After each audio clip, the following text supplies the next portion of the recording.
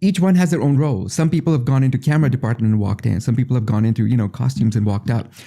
I don't think there is a perfect journey of how to be a director or a filmmaker besides the idea that you are a filmmaker. I think it was Scorsese that said the only way you'll know that you're a director is go make your film and put your name on it. And then now you're a director. Do you say that directors are filmmakers or producers are filmmakers? Because most of because how I look at it is the production houses or the studios or the producer who funds the film is a filmmaker, or is it a director? Director is a staff, right? There's levels to this. Levels to this. Let's break it down. Okay. In the sense of a producer doesn't always bring in the money. Yeah. Right? I agree. That's an EP, an executive producer.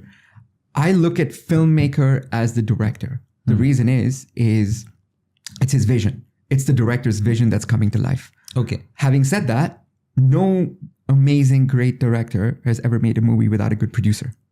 Okay, right? I mean, of course. So it goes in hands and gloves. It goes hands and gloves. You look at the Academy Awards, for example. You've got categories for best actor, best director, and then you have best film. And usually, best film, the producer will go on stage to get that award. Correct, absolutely. Right? And you understand that yes, that person was very important to make that film, but you kind of come up with different hierarchies. So think of it this way: a very experienced producer can take an inexperienced director and help him get his vision out.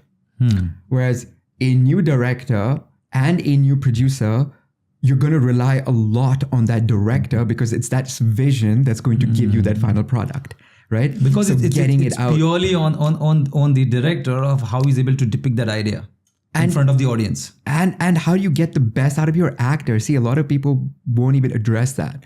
Is on the day, the director is only worried about his actors. That's it's performance. So let's go to the basic questions. So what are the components of filmmaking? Like suppose you bring all these things together and that's how a film is made.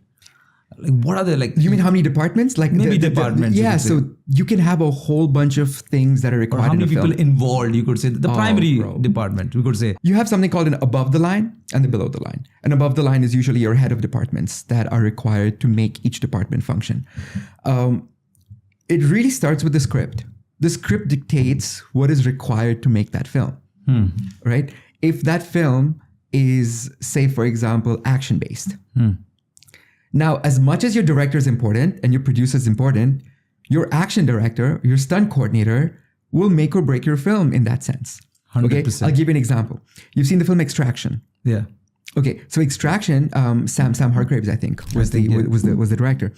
He was Captain America's stunt double in the Marvel films. Yes. So a lot of people don't know that the reason Extraction was such a strong action-based film is because that's what his core was. He was doing all of the, Captain Marvel stuff. And so when you go to make a film Extraction, you look at this guy and go, okay, can he do this job? Of course he can. He's done this a million times. Right? Okay, what does he need help with? That's now your producer being very important in that role. In that, now you're going to have other things involved, special effects. So it's a coach and it's merely like a coach and a captain. And a lot more because there's no margin for error. So think of it this way. Some of the projects I've done, sometimes you have about 700 people involved in a crew.